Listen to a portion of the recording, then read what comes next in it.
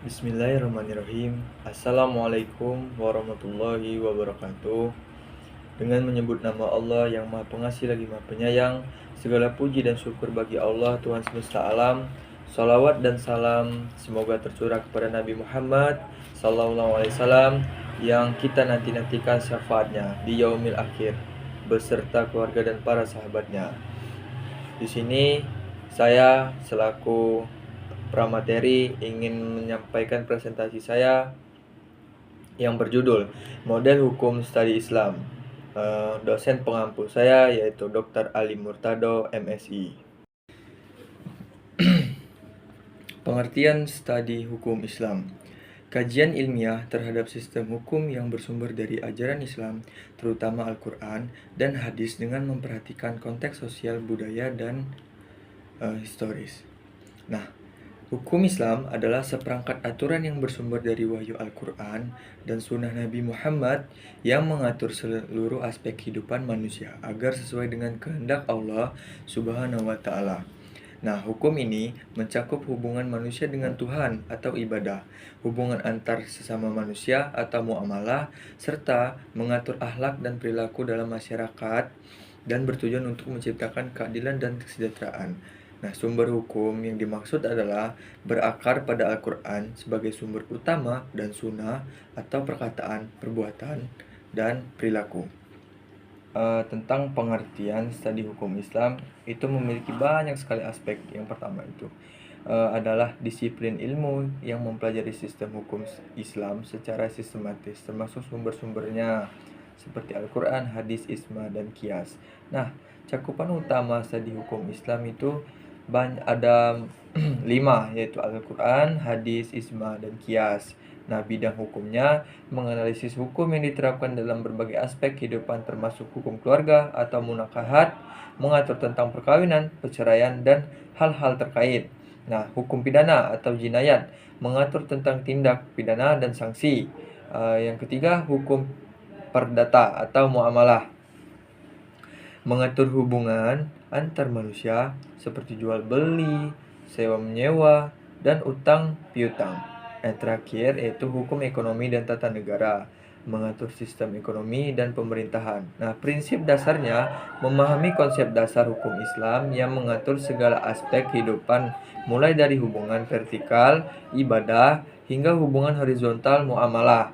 Nah, perkembangan dan penerapannya mempelajari perkembangan dan penerapan hukum Islam di berbagai negara, serta tantangan dalam menghadapi dinamika hukum kontemporer. Nah, studi Islam juga bertujuan untuk membentuk tata nilai dan norma sosial dalam masyarakat Muslim, serta memberikan pemahaman yang lebih mendalam untuk berperilaku lebih baik dan mencapai kemaslahatan dunia dan akhirat. Jadi, itu adalah pengertian dari hukum studi Islam. Lanjut ke materi yang kedua, yaitu ruang lingkup hukum Islam. Nah, ruang lingkup hukum Islam sangat luas, mencakup seluruh aspek kehidupan manusia, mulai dari hubungan dengan Tuhan, ibadah, hubungan antar manusia, muamalah, hukum keluarga, hingga hukum pidana, jinayah, dan tata negara, siasa.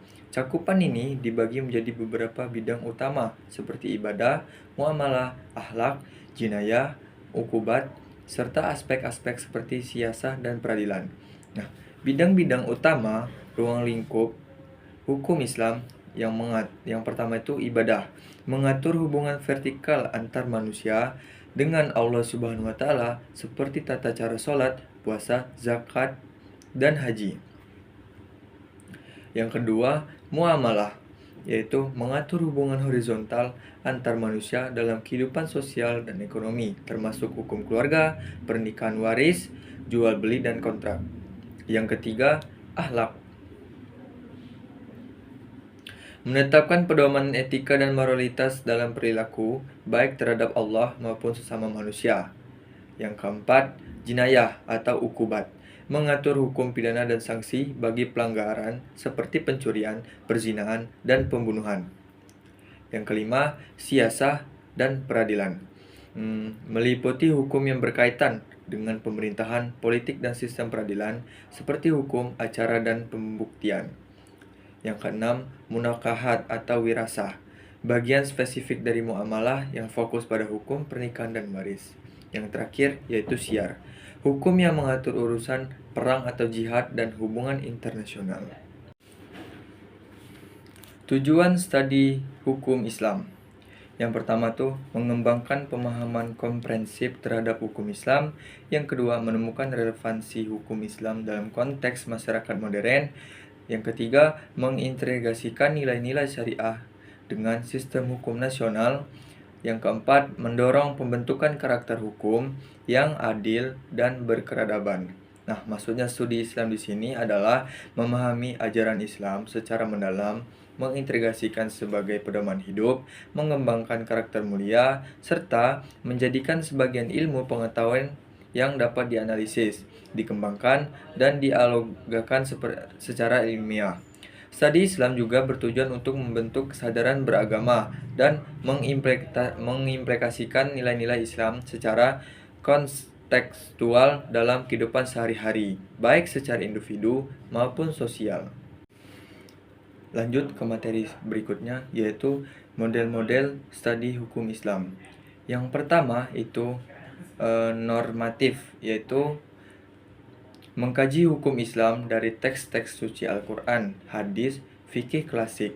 Nah, kajiannya menemukan hukum atau istinbat dari sumber tertentu. Yang kedua, histori sosiologis, atau melihat perkembangan hukum Islam dalam konteks sejarah dan sosial budaya. Nah, kajiannya hubungan antar hukum Islam dan perubahan masyarakat. Yang ketiga, filosofis, yaitu mengkaji nilai tujuan masjahid atau maskahid dan prinsip keadilan hukum Islam. Mengkaji esensi moral dan etika hukum. Yang keempat, itu komparatif. Yang dinamakan komparatif yaitu membandingkan hukum Islam dengan hukum positif atau hukum agama lain, yaitu persamaan dan perbedaan dalam penerapan hukum. Yang kelima, empiris, atau berdasarkan data lapangan, observasi, wawancara, praktik, dan peradilan. Nah, kajiannya mengimplementasikan hukum Islam di masyarakat. Yang terakhir yaitu integratif, interdisipliner, yaitu ciri utamanya menggabungkan pendekatan normatif dan sosiologis dan empiris. Kajiannya analisis hubungan Islam dalam konteks global dan nasional. Nah, jadi pendekatan ini digunakan untuk menganalisis Islam dari sebagai sudut pandang multidisiplin untuk memahami ajaran Islam secara komprehensif. Di model-model studi Islam ini memiliki metode penelitian, yaitu metode bayani atau menggunakan metode tekstual dan linguistik untuk menafsirkan teks-teks agama. Yang kedua, metode burhani atau menggunakan logika dan akal untuk menemukan kebenaran berdasarkan dalil-dalil yang rasional. Yang ketiga, metode tajrib, yaitu menggunakan metode eksperimental atau empiris untuk menguji kebenaran ajaran Islam. Meskipun dalam studi Islam, metode ini lebih sering diterapkan pada aspek kemanusiaan yang dapat diukur.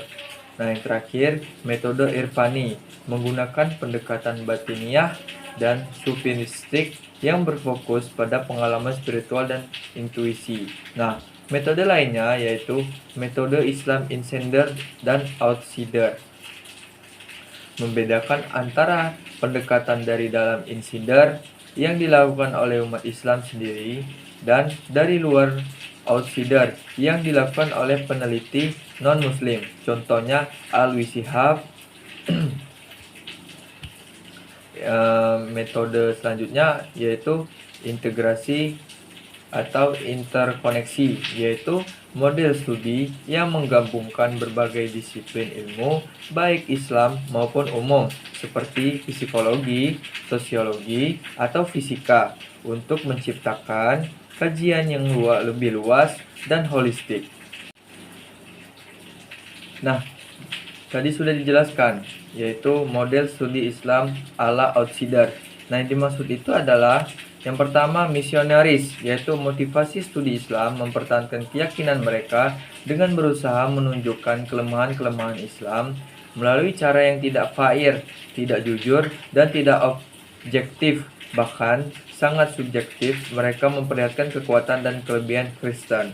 Nah, yang kedua itu kolonialis, yaitu setelah Barat mampu menguasai dan menjajah dunia timur, termasuk negara-negara yang berpenduduk Muslim, studi Islam digunakan sebagai alat dan sarana untuk memperkuat kekuasaan dan daerah jajahan.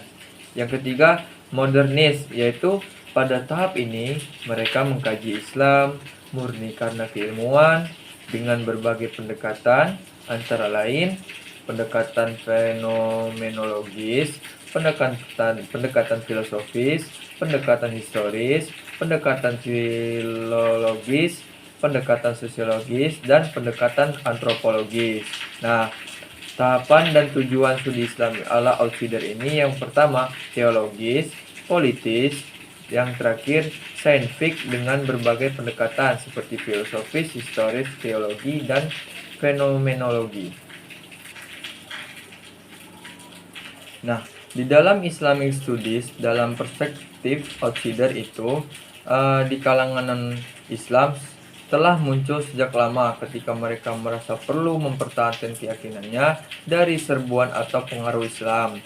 Selain itu, kajian keislaman dalam perspektif outsider juga berangkat dari semangat kajian oriental, yakni kajian tentang masalah-masalah ketimuran, termasuk di dalamnya masalah Islam. Mereka mengkaji bahasa, sastra, agama, filsafat, adat istiadat, dan tradisi yang berkembang di dunia timur, termasuk Islam. Di samping itu, terdapat fenomena yang menyeruak di hadapan para sarjana Barat, bahwa Islam merupakan sebuah agama yang sangat cepat perkembangannya, bahkan secara kuantitas sudah mendekati jumlah komunitas Kristen di dunia ini.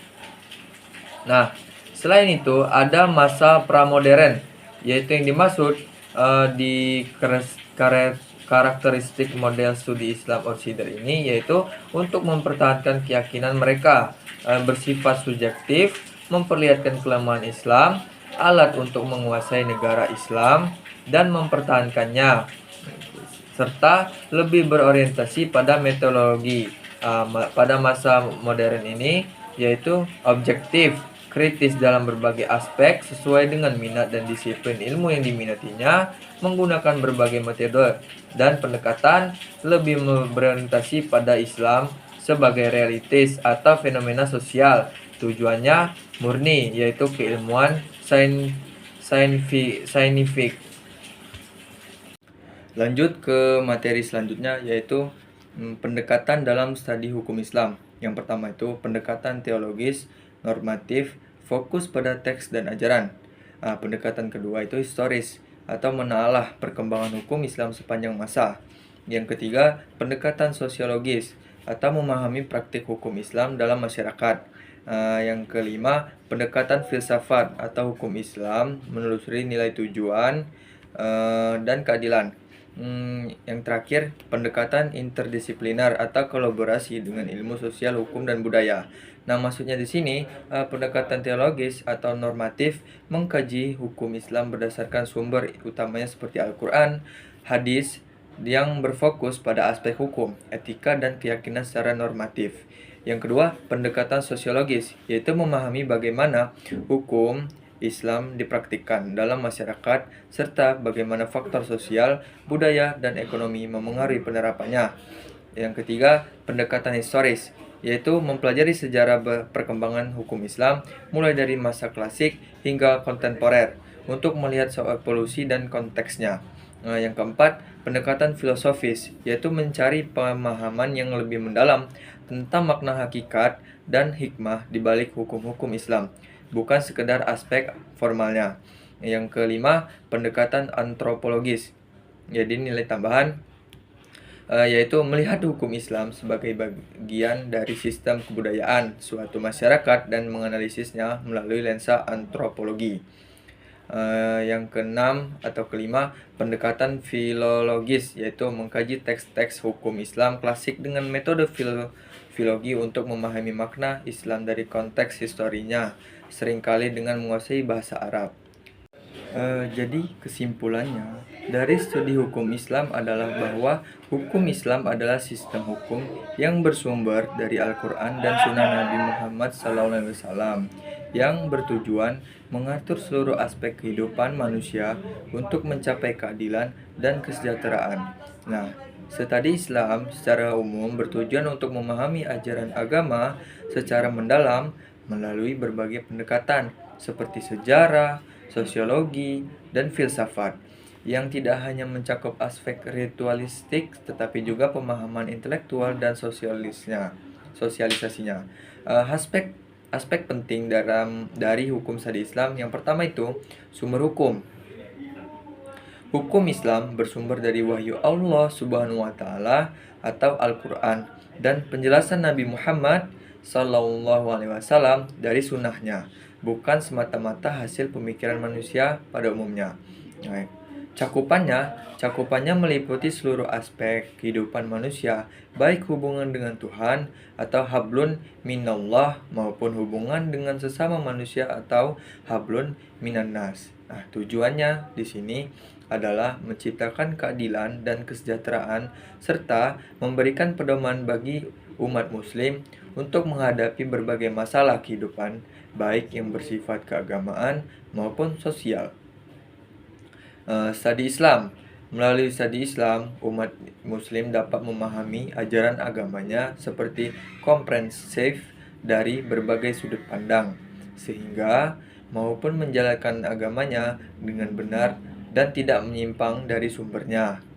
Nah, dari sisi pendekatan, studi Islam menggunakan beragam pendekatan seperti pendekatan normatif atau berdasarkan teks dan deskriptif atau historis berdasarkan realitas sejarah dan budaya untuk memahami Islam secara lebih utuh. Yang terakhir, relevansi kontemporer. Yang dimaksud dari situ adalah hukum Islam memiliki relevansi dalam kehidupan modern, bahkan dapat diintegrasikan ke dalam hukum nasional di beberapa bidang, seperti hukum keluarga dan perbankan. Jadi, dari kesimpulan itu, memiliki poin-poin penting dari studi tersebut, meliputi yang pertama, landasan teologis normatif, yaitu studi hukum Islam berakar kuat pada keyakinan teologis yang menganggap Al-Quran dan hadis sebagai sumber utama. Petunjuk moral, hukum, dan kepercayaan yang mutlak sangat benar. Aspek teologis ini memberikan landasan etis dan spiritual bagi seluruh bangunan hukum Islam. Nah, yang kedua itu aspek ilmiah dan metodologis. Pengkajian hukum Islam bersifat ilmiah dan sistematis, menggunakan metodologi yang berkembang seperti ushul, fiqh, ijma, dan qiyas untuk merumuskan hukum dari sumber-sumber primer atau metodologi ini memungkinkan hukum Islam yang untuk menyesuaikan diri dengan perkembangan zaman dan konteks yang berbeda melalui proses ijtihad yang berkelanjutan. Yang ketiga yaitu ruang lingkup komprehensif, yaitu hukum Islam tidak hanya mengatur aspek ritual atau hablun minallah, tetapi juga aspek hubungan antar manusia atau hablun minannas. Nah, termasuk bidang sosial, ekonomi, politik, pendidikan, dan budaya.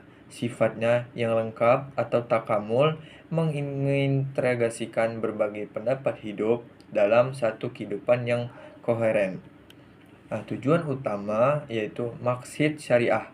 Nah, inti dari studi hukum Islam adalah pemahaman akan tujuannya, yaitu untuk memelihara 5 kebutuhan dasar manusia, yaitu agama, jiwa, akal, keturunan, dan harta. Hal ini menunjukkan bahwa hukum Islam mengedepankan kemanfaatan dan menghindarkan kemudaratan bagi umat manusia.